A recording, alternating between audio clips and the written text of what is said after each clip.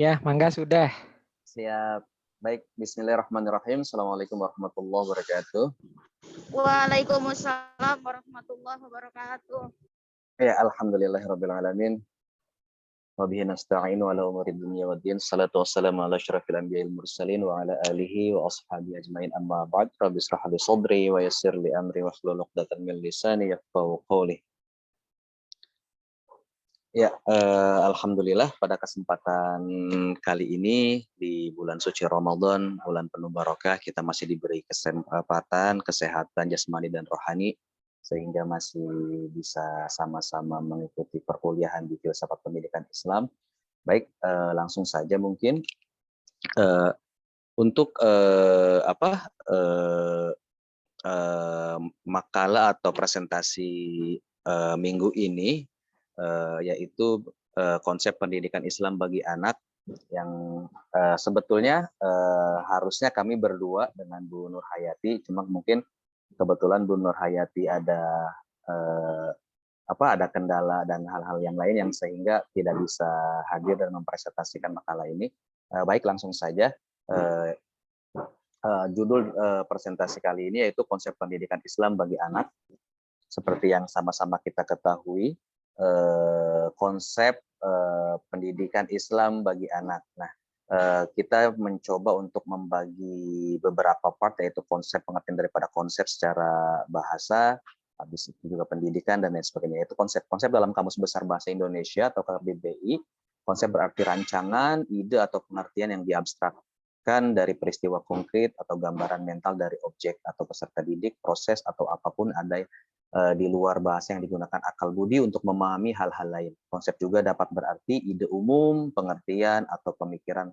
Adapun konsep yang penulis maksud di sini adalah suatu ide atau gagasan pengertian, gambaran secara umum, dan gambaran abstrak mengenai pendidikan seorang anak.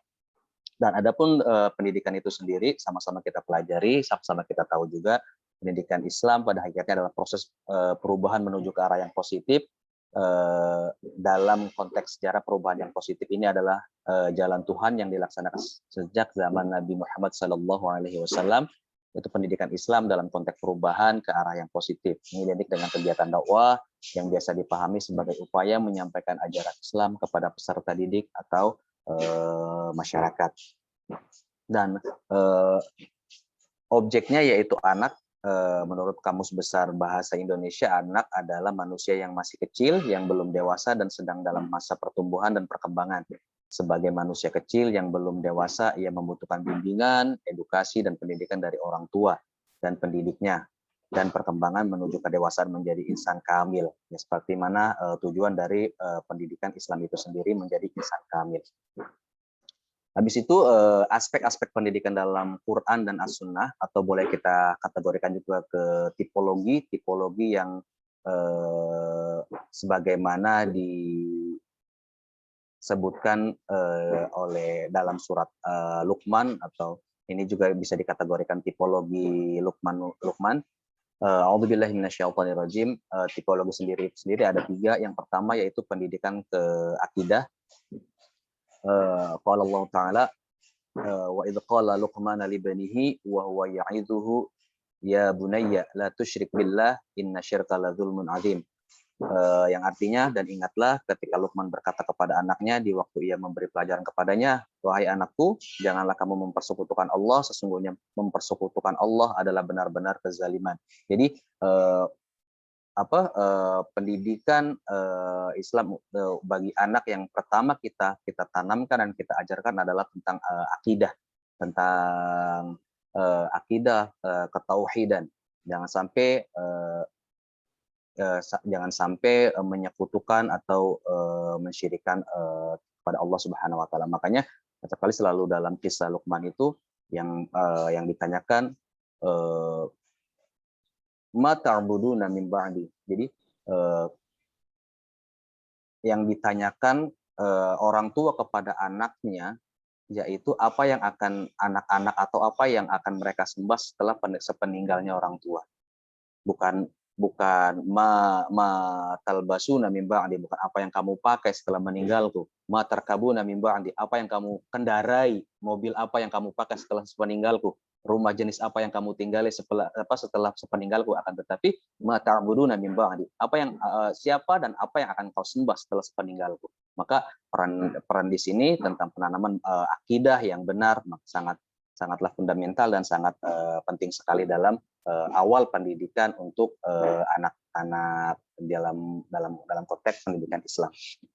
Habis itu seperti dan ayat selanjutnya, matsalul ladzina kafaru bi rabbihim a'maluhum karamadi ishtaddat bihir rih fi yaumin 'asifin la yaqdiruna mimma kasabu ala syai'in dzalika huwa dhalalul ba'id. Sama ayat di sini juga menjelaskan tentang jangan sampai atau kita menyekutukan atau mensyirikkan Allah Subhanahu wa taala. Habis itu dalam hadis juga dikatakan karena memang peran orang tua sangat penting, karena anak itu adalah gambaran atau kopian orang tuanya. Al-waladu sirru abihi, maka Rasulullah Shallallahu Alaihi Wasallam dalam hadisnya mengatakan, rawahul Bukhari fi sahihi an Rasulillah Shallallahu Alaihi Wasallam annahu qala man min mauludin illa yuladu 'alal fitrah fa abawahu yuhawidanihi aw yunassiranihi aw yumajjisanihi. Jadi seperti itu. Nah, maka pendidikan akidah itu sendiri adalah pembinaan akidah dilakukan secara bertahap, tidak sekaligus, sesuai dengan kapasitas intelektual yang mereka miliki.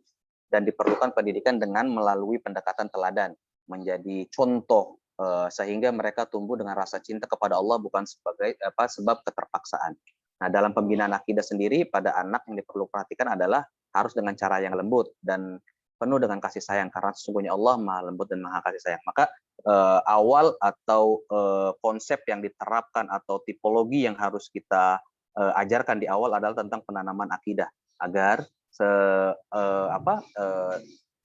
anak tersebut setelah kuat akidahnya, maka dia akan mengimplementasikan apa yang dia percayai, apa yang dia yakini dengan amal selanjutnya, yaitu tipologi kedua tentang pendidikan ibadah. Setelah akidahnya kuat, maka dia akan meyakini apa yang dia percayai. Setelah itu dia akan melakukan apa yang dia yakini, yaitu tentang masalah ibadah. Seperti mana Allah berfirman dalam Al-Quran, A'udzubillahi minasyaitonirrajim, wa ma khalaqtul jinna wal insa illa liya'budun. Jadi orientasi daripada ciptaan manusia adalah ibadah. Dan yang sebagaimana artinya, dan aku tidak menciptakan jin dan manusia melainkan supaya mereka mengabdi kepadaku, kata Allah. Seperti itu. Habis itu setelah selanjutnya, ya bunayya aqimus sholata wa'mur bil ma'ruf wanha 'anil munkar wasbir 'ala ma asabaka inna dzalika min azmil umur. Wahai anakku, dirikanlah salat dan suruhlah manusia mengerjakan yang baik dan cegahlah mereka dari perbuatan yang mungkar dan bersabarlah terhadap apa yang menimpa kamu, sesungguhnya yang demikian itu termasuk hal-hal yang diwajibkan oleh Allah Subhanahu wa taala. Surat Luqman ayat 17. Habis itu juga Rasulullah Shallallahu Alaihi Wasallam berkata dalam hadis, qala Rasulullah Shallallahu Alaihi Wasallam, muru auladakum bis salati wa hum abna sab'a sinin wadribuhum 'alaiha wa hum abna 'ashara sinin. Jadi di situ ada fase-fase kekanak-kanak umur anak.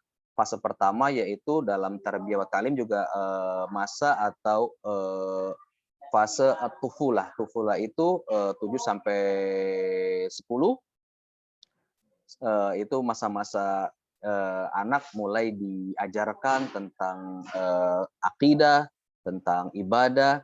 Yang sebelum masuk fase kedua yaitu murahaqah 10 sampai 14. Habis lepas 10 sampai 14 masa di mana anak-anak sudah mengimplementasikan dan melaksanakan apa yang dia terima, apa yang dia belajar.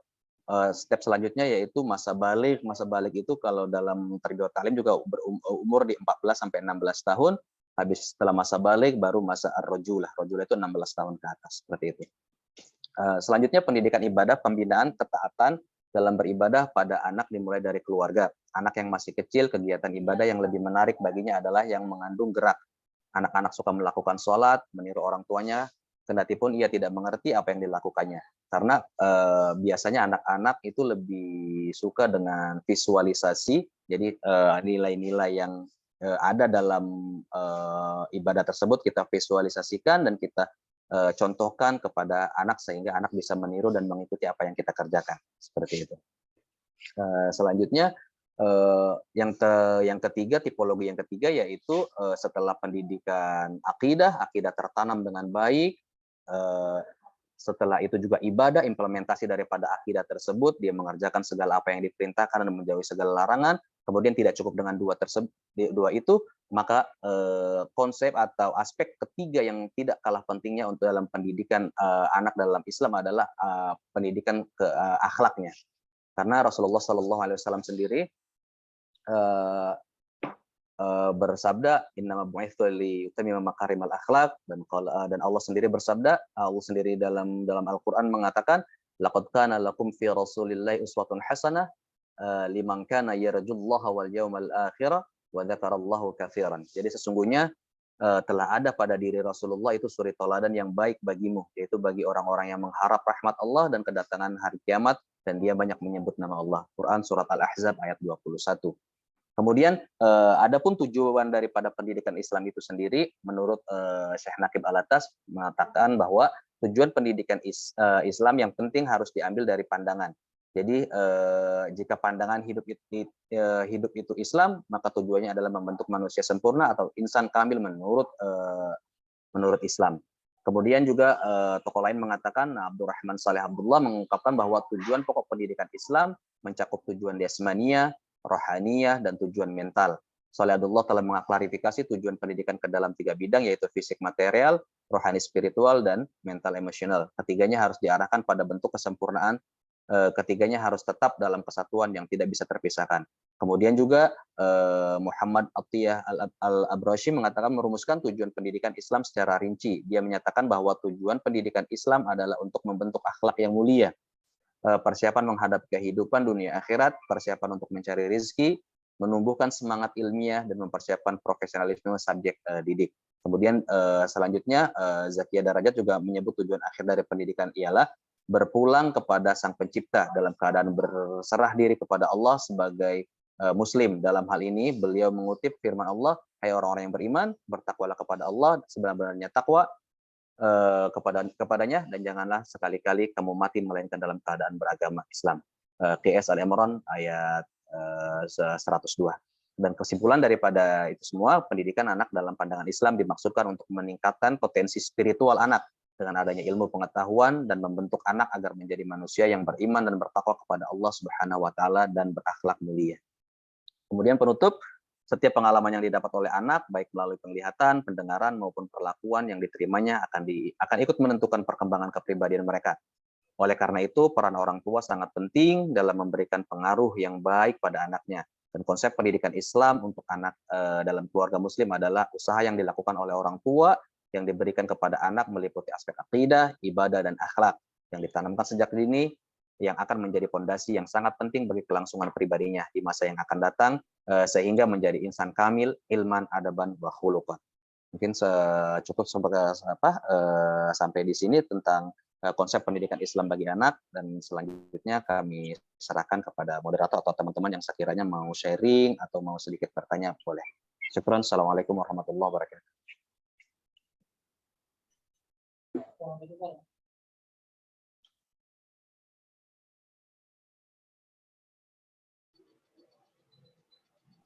Oke, ini nggak ada moderatornya.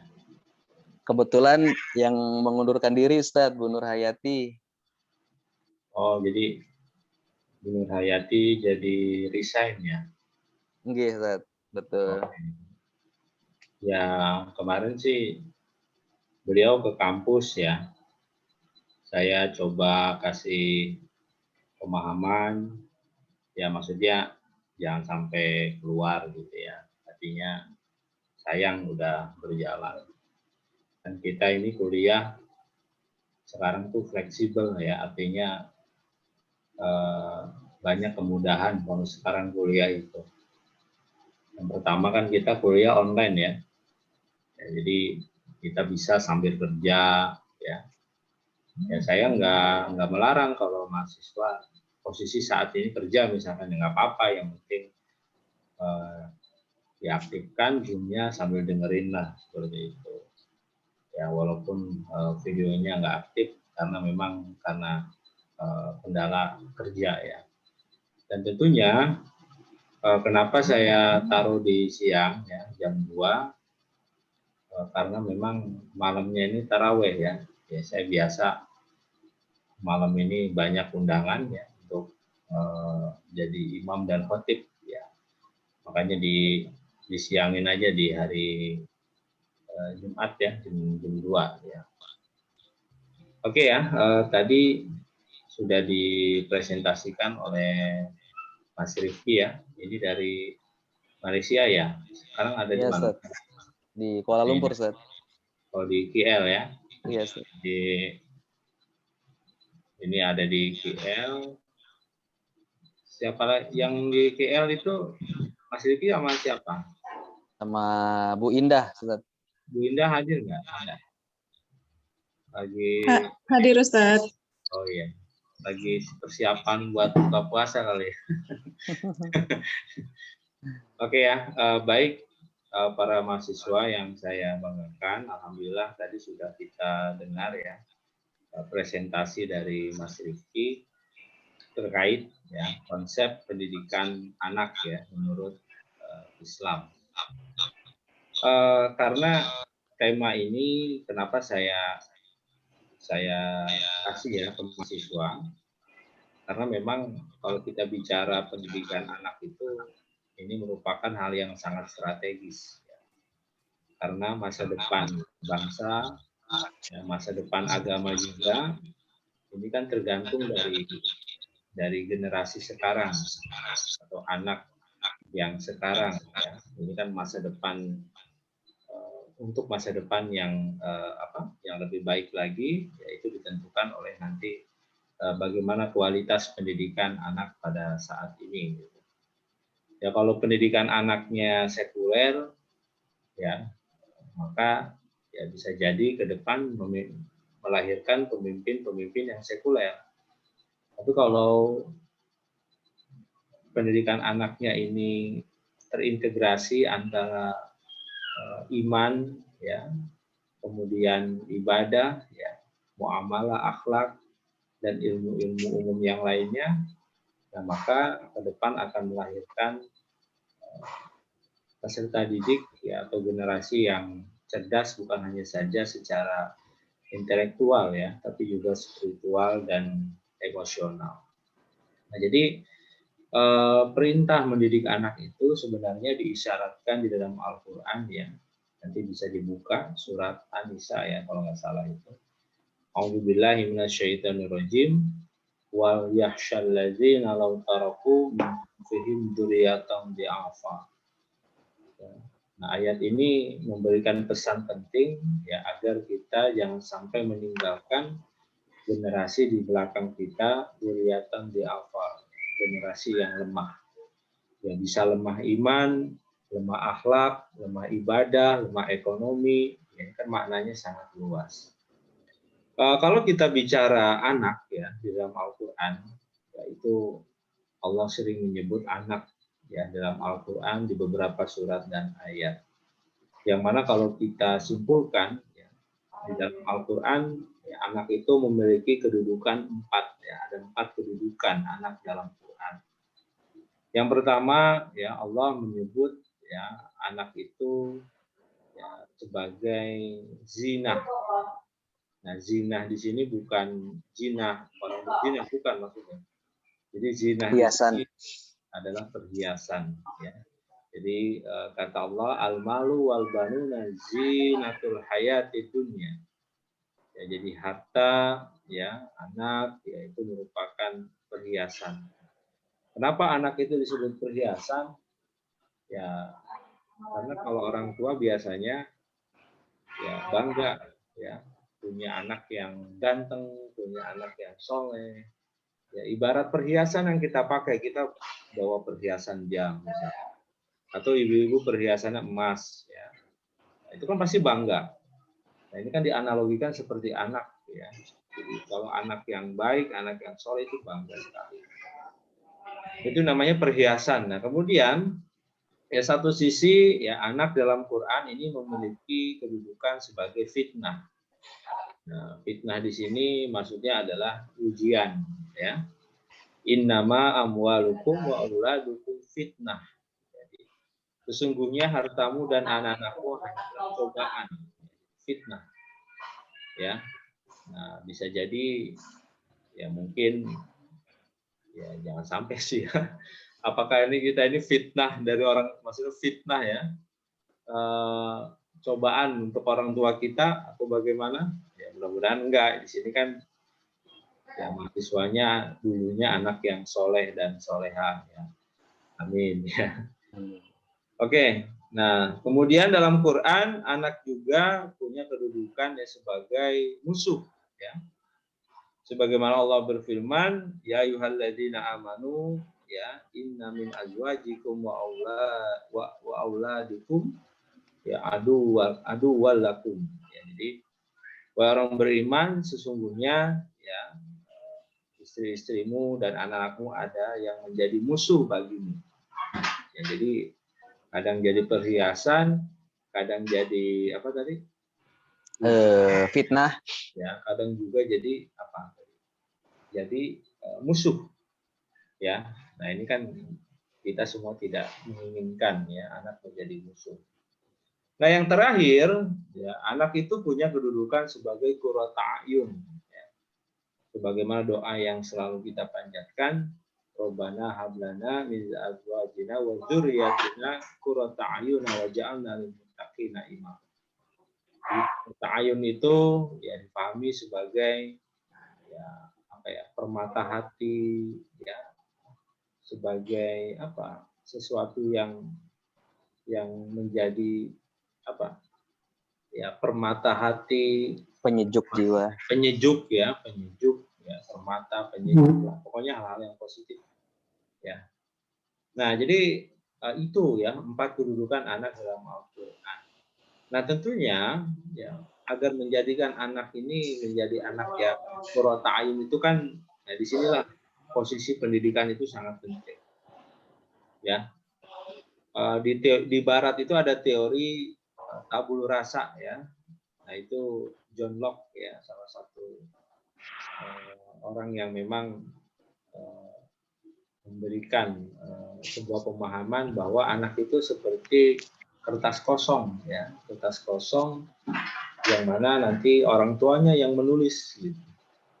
Ya. Nah, jadi kalau anaknya bengal, anaknya nggak patuh, ya nggak taat, ya maka ya salah satu faktornya bisa jadi dari orang tua yang ketika anak itu masih kecil ya tidak pernah diberikan perhatian, tidak pernah dididik seperti itu. Nah ini. Nah dalam Islam ya anak itu juga apa ya? Ya disebut orang yang punya potensi ya. Kullu mauludin yuladu ala fitrah. Nah kata fitrah di sini ya orang banyak memahaminya suci ya. Setiap yang dilahirkan itu suci, tapi juga dapat dipahami jadi setiap yang dilahirkan itu dalam hal ini adalah anak itu pasti punya potensi. Ya, apa potensi anak? Anak itu punya potensi hanif. Ya, hanif itu potensi beragama. Ya, kemudian bisa juga dipahami sebagai potensi bertuhan. Ya, bertuhankan Allah Subhanahu Wa Taala. Ya, nah, jadi tidak ada sebenarnya anak yang bodoh itu tidak ada. Ya, karena anak itu punya potensi, ya punya kelebihan yang mana setiap anak itu punya bakat kelebihan yang berbeda-beda. Jadi salah kalau kita menyebut anak itu bodoh, nggak ada yang bodoh. Karena ya kullu mauludin yuladu al merujuk kepada pemahaman bahwasanya anak itu punya potensi. Sekalipun misalkan anak itu nggak normal, maksudnya cacat misalkan, tetapi dia pasti punya potensi ya dalam dirinya. Nah, kemudian kalau kita bicara ya pendidikan Islam, maka ya tadi ya fungsinya ya untuk menghantarkan anak itu menjadi anak yang generasi yang unggul, tidak lemah, yang mana pendidikan Islam itu difungsikan untuk menumbuh kembangkan potensi yang dimiliki oleh anak. Nah, oleh karenanya pendidikan Islam yang dibuat ini ya tentunya harus ideal, ya. Tetapi memang di Indonesia saja terdapat mazhab pendidikan Islam. Ya. Jadi bukan masalah fikih aja yang berbeda, ya. Masalah taraweh 11, 23, kunut tidak kunut. Nah, tapi dalam pemikiran ya pendidikan Islam juga umat Islam ya dalam diri umat Islam itu terdapat perbedaan pendapat. Makanya masih ada yang mempertahankan pendidikan Islam yang polanya pola konvensional. Masih ada pesantren kobong ya, pesantren salaf lah.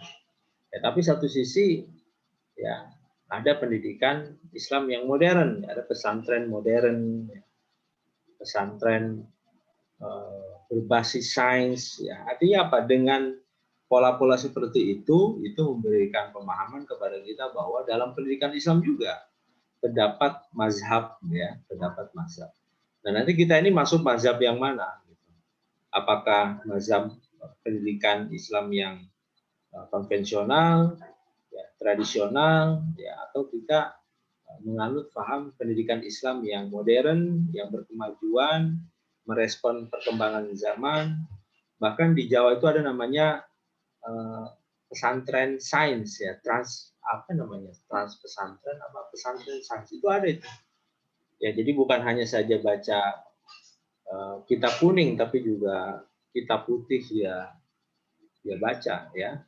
Nah, inilah jadi kalau kita bicara pendidikan anak ya dalam Islam memang ya banyak orang mengacu pada Quran surat Luqman itu, ya. Wa idh qala Luqman libnihi wa huwa ya'iduhu ya bunayya la tusyrik billah inna syirka la zulmun azim. Nah, itu pendidikan akidah tadi sudah dijelaskan. Ada lagi pendidikan ibadah, ya bunayya aqimis shalah wa'mur bil ma'ruf wanha 'anil munkar.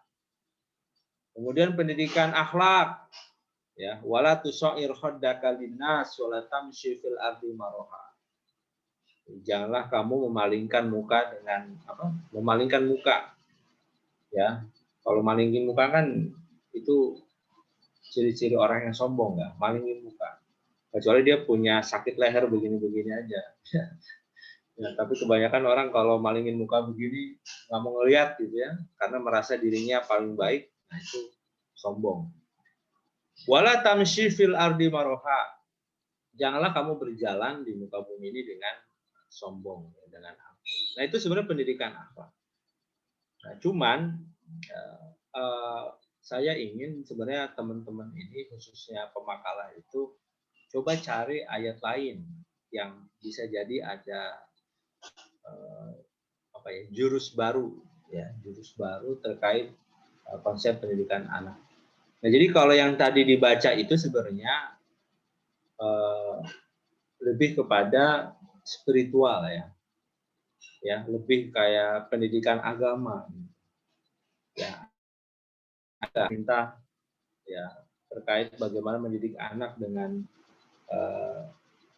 ilmu, bukan maksudnya selain daripada akidah, ibadah, muamalah, akhlak, gitu ya. Kalau yang tadi sih yang dipresentasikan Mas Rifki itu lebih kepada menurut saya pendidikan dasar. Pendidikan dasar. Ya, tetapi adakah nanti perintah atau isyarat ya dalam Quran, atau kalau tidak ada dalam Quran, dalam hadis lah gitu, terkait bagaimana orang tua itu mendidik anak dengan ilmu, misalkan ilmu memanah, gitu. Ya, ada pendidikan jasmani rohani. Nah, ini kan perlu mungkin dijelaskan, ya. Ini sekaligus saya mau bertanya juga kepada sang pemakalah, ya. Oke, ini sekedar pengantar saja pada siang hari ini. Ya, mudah-mudahan walaupun puasa kita tidak lemes. Insya Allah niatkan kita ini sedang talabul ilm. Man salaka tariqan yaltamisu fihi ilman sahalallahu lahu bihi tariqan ilal jannah. Ya. Oke, silakan Mas Rifki, coba di ini kan di ke jamaah dulu nih, jamaah dulu. Kira-kira mau bertanya, menambahi atau gimana? Silakan Mas Rifki. Tadi mah pengantar saja dari saya. Ya, silakan.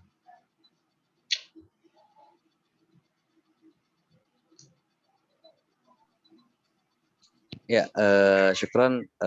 Terima kasih Ustadz atas sedikit pengantar dan beberapa maklumat tambahannya. Mungkin untuk teman-teman juga yang mau sharing, baik itu pengalaman pribadi atau yang di sekitarnya atau sedikit menambahkan atau bertanya, boleh juga di forum ini. Silahkan.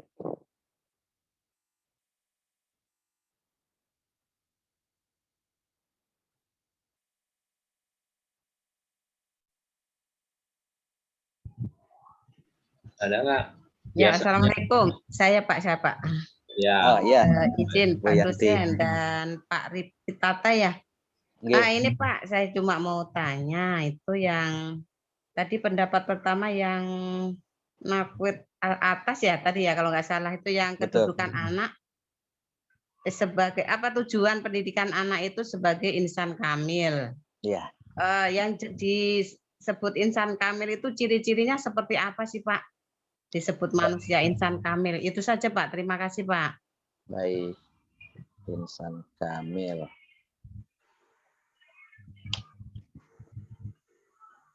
Yang lain mungkin atau mau langsung di sharing?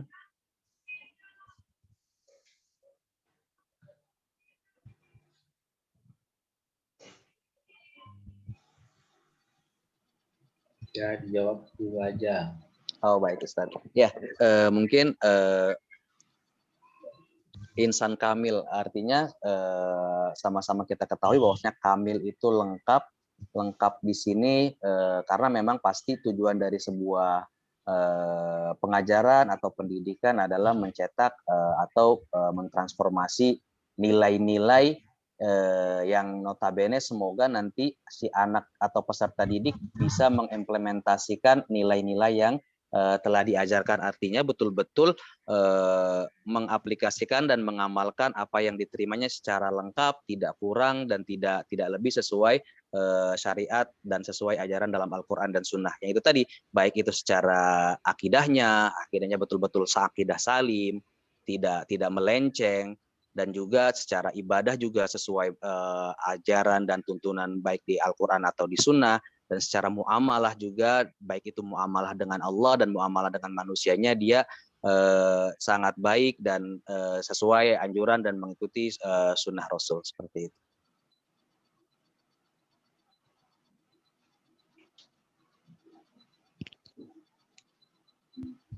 Berarti bisa disimpulkan ya Pak, yaitu ya jasmani rohani seimbang gitu ya. Betul, makanya disebut insan kamil. Kamil ini artinya lengkap, tidak catat dan tidak kurang.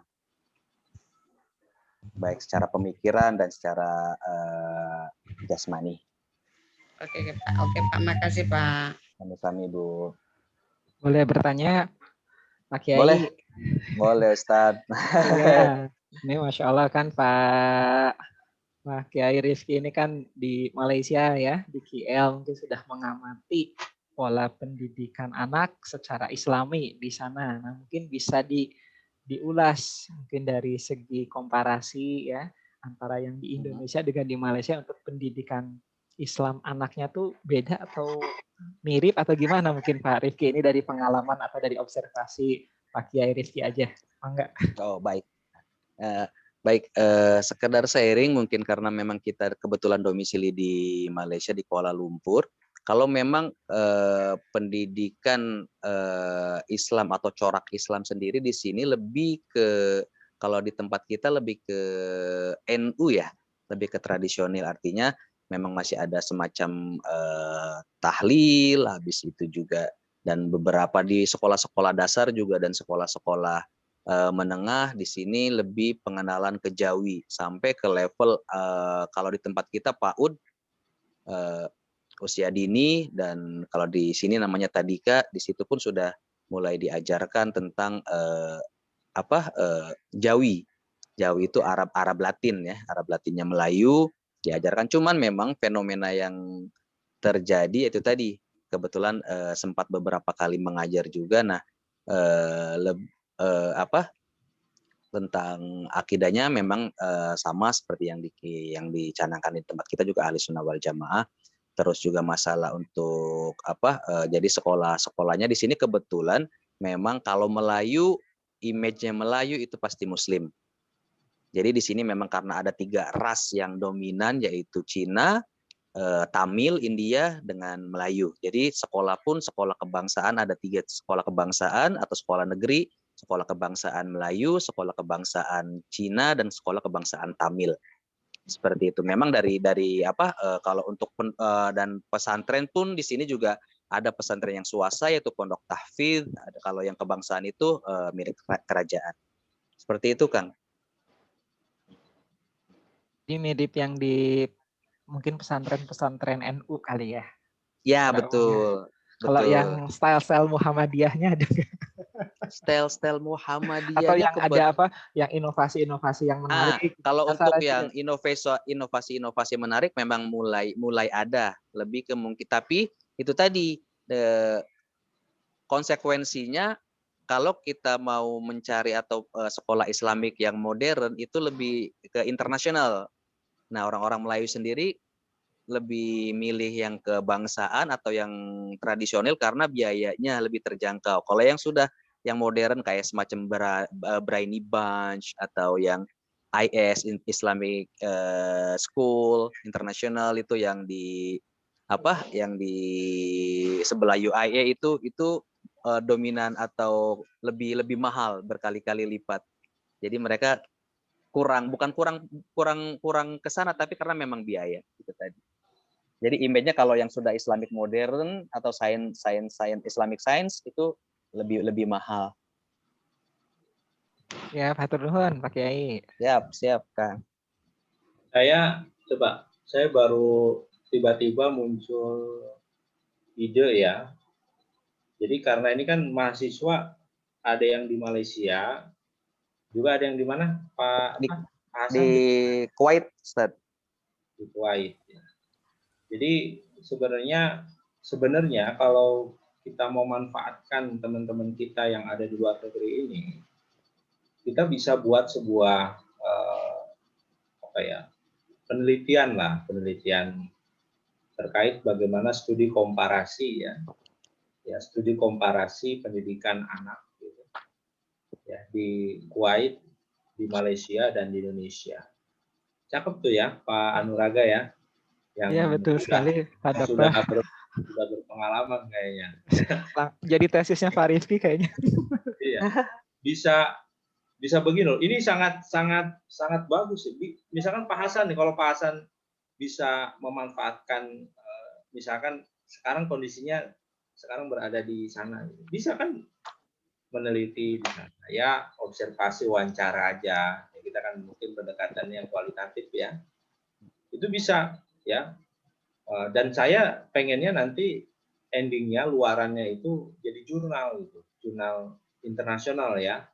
Ya, nanti bisa diramu, bisa melibatkan saya, atau nanti dibuat beberapa jurnal.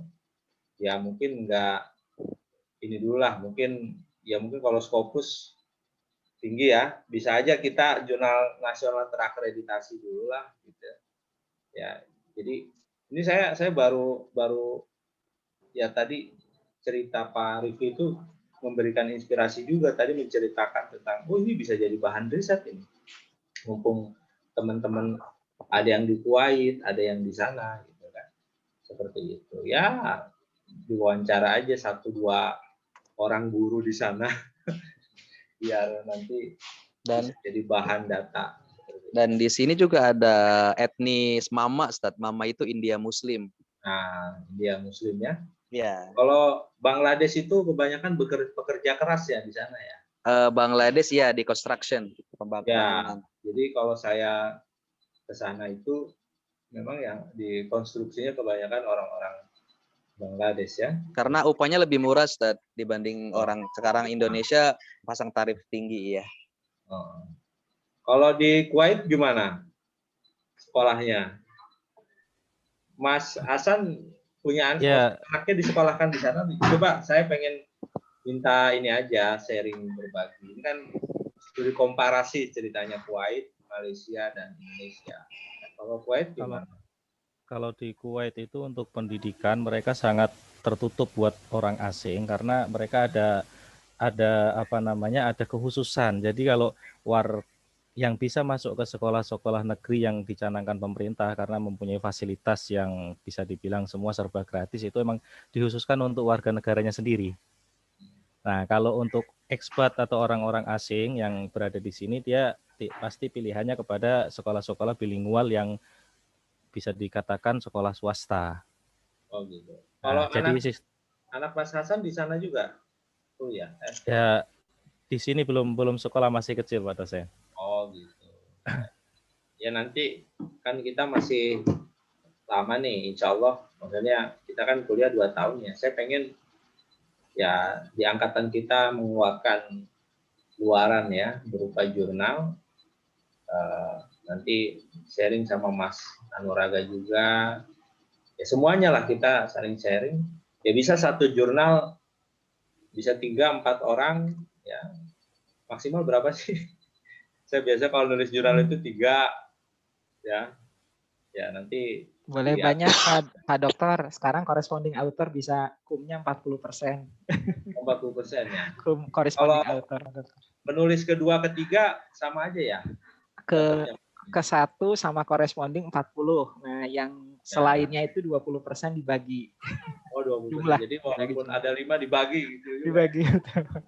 Tapi ini aja kebanggaan ya buat mungkin kan teman-teman ya karena di FI ini di PAI ya jujur aja ya kalau lihat teman-teman itu memang ada yang sudah jadi dosen juga, ada yang di angkatan kita angkatan sekarang semester 2 ada dosen namanya Pak Dr. Sutarman.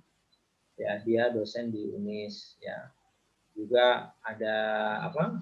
Ya, teman-teman lain memang secara profesi ya sudah jadi dosen dan mengajar. Mungkin itu bisa diperlukan buat istilahnya ya, kenaikan.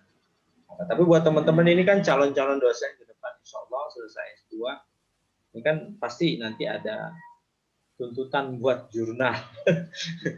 Dan itu feedbacknya sangat bagus buat institusi ya untuk menaikkan rating. Itu saja, tadi saya merespon tadi ceritanya teman-teman, bagus juga nih kalau studi komparasi nih, ya seperti itu aja. Nanti dari angkatan ini mengeluarkan jurnal ya bagusnya jurnal internasional bagusnya. Tapi kalau ditolak ya kirim lagi ke jurnal terakreditasi bisa. Atau teman-teman kalau mau ngirim jurnal nggak apa-apa, jurnal pendidikan studi Islam di MPAI kan kita ada jurnal ya namanya Tadarus Tarbawi ya. Sekarang lagi proses akreditasi karena jurnalnya usianya baru 2 tahun. Jadi setelah 2 tahun ini kita mengajukan akreditasi. Itu bisa kalau teman-teman hobi nulis ya bisa ngirim langsung ke saya juga bisa, nanti insya Allah diterbitkan. Karena begini nanti ya salah satu syarat untuk lulus S2 itu minimal pernah dia punya tulisan di upload ke jurnal ya atau di submit ya, minimal abstraknya dulu lah di accept ya, diterima dulu abstraknya. Tapi masih panjang ya. Tahun ini itu sebenarnya bukan di UMT aja, di mana-mana sudah ada aturan itu. Jadi minimal S2 itu ya sebelum lulus kuliah S2 maka dia ya artinya pernah menulis di jurnal. Itu bisa berdua, bisa bertiga, bisa rame-rame. Ya, keroyokan juga bisa. Itu aja ya sekedar informasi. Oke, dikembalikan lagi. Ada waktu 10 menit. Ya kita 1 jam cukuplah lagi Ramadan dunia. Mungkin ada ibu-ibu yang mau belanja kali.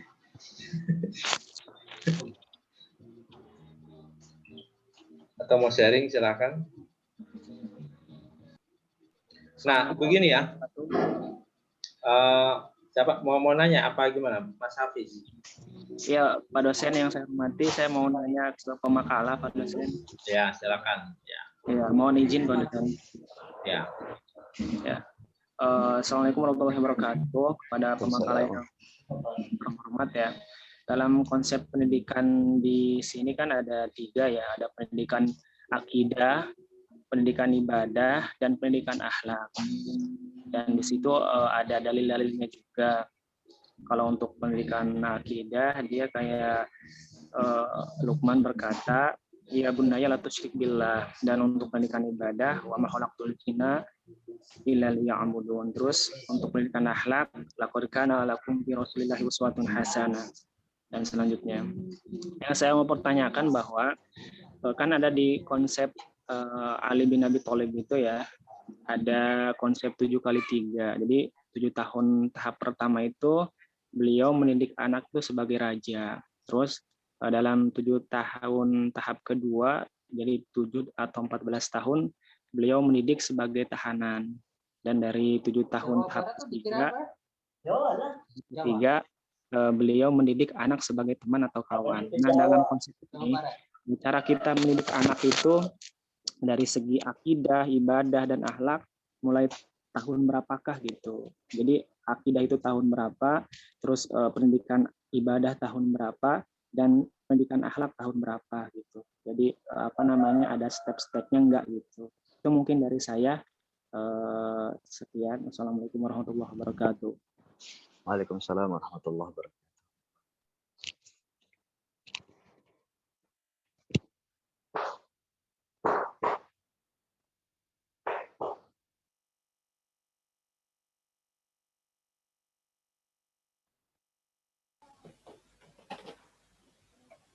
Mohon izin Pak Rifki, apakah boleh sekalian aja, kayaknya berkaitan dengan yang disebutkan Pak Hafiz ini. Boleh Ustaz, Nah. tafadhol. Nah, jadi tadi tidak tertulis di PPT-nya tapi sempat disebutkan oleh Pak Rifki, yaitu masalah murahakoh atau yang disebut masa remaja. Nah, seperti itu tadi kan mengenai akidah, akhlak, dan ibadah, kaitannya seperti itu. Nah, pada masa murahakoh itu terbagi juga 3 bagian, yaitu murahakoh mubakkirah atau yang disebut fase yang remaja yang pertama, yaitu di antara 10 sampai 14 tahun. Murahakoh mutawassithah yang pertengahan, yaitu 14 tahun sampai 18. Yang murahakoh muakhirah yang terakhir, yaitu 18 sampai 24. Nah, di situ kan kalau dikatakan murahakoh masa remaja itu kan sangat luas, berarti dari 10 sampai 24 gitu kan umurnya. Betul. Nah, itu sebagai orang tua, seperti yang manhaj atau metode Ali bin Abi Thalib yang dikatakan Ustadz Hafiz tadi, kira-kira sebagai orang tua seperti apa yang untuk mengenai akidah, ibadah, atau akhlak gitu kan daripada pembagian masa remaja itu. Ya, terima kasih. Baik. Ya, mencoba menjawab, semoga tidak puas. Jadi betul, daripada masa-masa itu ada 4 fase, 7, 10, 10, 14, 14, 18, dan 18, 24. Kalau untuk dalam hadis dikatakan yang perintah untuk sholat tentang ke masalah ibadah, ibadah itu sekaligus juga di akidah.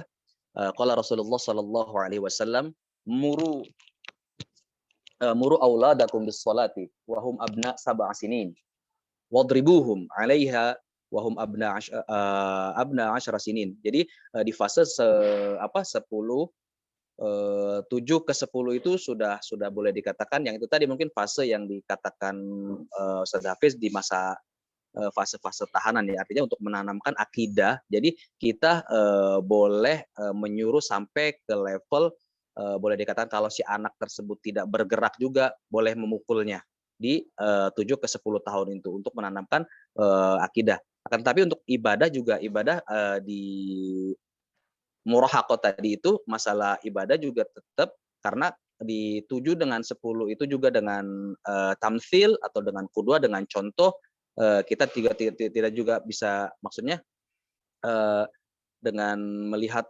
orang tua, apa yang dikerjakan orang tua, maka si anak akan mengikuti di fase-fase pembelajaran. Tapi di yang fase murahaqah 10 sampai 24 itu boleh dikatakan sudah di fase yang muamalah. Karena dia sudah mulai berinteraksi dengan sesama, artinya masalah akhlak, kalau akhlak memang semua berkesinambungan antara satu aspek dengan aspek yang lain. Semua tipologi itu artinya mulai dari 7, mulai dari si anak ketika mulai jadi mukallaf atau sudah dibebani perintah agama, itu sudah mulai bisa kita tanamkan di 3 tipologi itu tadi. Baik itu pendidikan akidahnya, pendidikan ibadahnya, dan pendidikan di akhlaknya juga. Jadi karena ada satu boleh dikatakan satu contoh yang boleh dikatakan yang bisa terdiri dari ada nilai akidahnya, nilai ibadahnya, juga nilai di akhlaknya, seperti itu. Kalau menurut kami mulai dari start yang 7 itu tadi sudah bisa ditanamkan mulai dari keempat fase itu tadi dan 3 tipologi tadi, baik itu pendidikan secara akidahnya, pendidikan ibadahnya, dan pendidikan akhlaknya. Seperti itu. Mungkin ada teman-teman yang bisa menambahi, boleh sharing juga. Kalau menurut kami atau menurut saya sendiri, 3 tipologi itu atau fase-fase itu sudah bisa ditanamkan sedari dini, mulai dari umur 7 tahun hingga ke 24 tahun itu.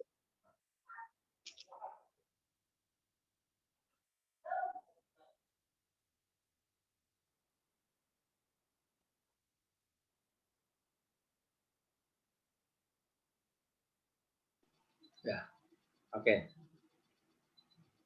Tapi sebenarnya begini ya, apakah ada jaminan gitu ya, angka gitu ya, usia itu dengan kedewasaan seseorang? Apalagi dalam konteks saat ini, anak SD saja udah, mohon maaf ya, perilakunya udah kayak sudah besar gitu ya. Bahkan anak SMP, SMA sekarang, waduh, kalau melihat pergaulannya mungkin berbeda dengan teman-teman yang dulu waktu SMA. Seiring dengan berkembangnya teknologi informasi, sehingga mereka mendapatkan informasi tanpa sekat. Media itu kan pengaruhnya sangat besar juga. Ya, melalui indera penglihatan, pendengaran, ya pengaruh media itu, baik itu media sosial, audio visual, ya apapun itu bentuknya, itu bisa sangat mempengaruhi perkembangan ya jasmani, rohani, dan pola pikir anak. Gitu. Makanya kalau dipakai angka gitu ya, kadang nggak jamin juga usia anak usia 13 tahun masih pikirannya kekanak-kanakan. Saya ya untuk era sekarang ini belum ada jaminan juga. Ada anak 13 tahun, mohon maaf gitu ya, sudah melakukan ya, sesuatu yang semestinya tidak dilakukan ya, dan belum waktunya, seperti itu. Ini kan apa namanya,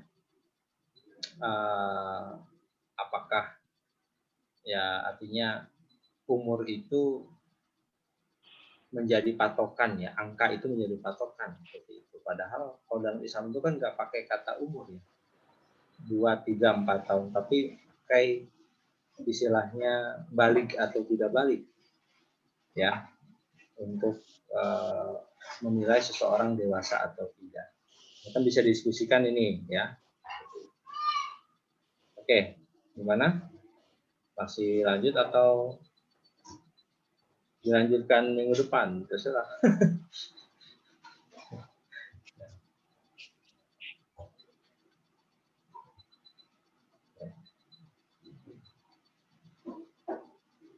Udah, nggak ada lagi. Berarti cukup ya, Mas Rifki ya? Ditutup aja lah. Ya, cukup Pak dosen. Oke. Ditutup sama Mas Rifki. Baik, terima kasih buat teman-teman yang sudah berpartisipasi, kepada Ustadz Asrori juga terima kasih atas waktu dan kesempatannya. Akhirul kalam, wabillahi taufiq wal hidayah. Assalamualaikum warahmatullahi wabarakatuh.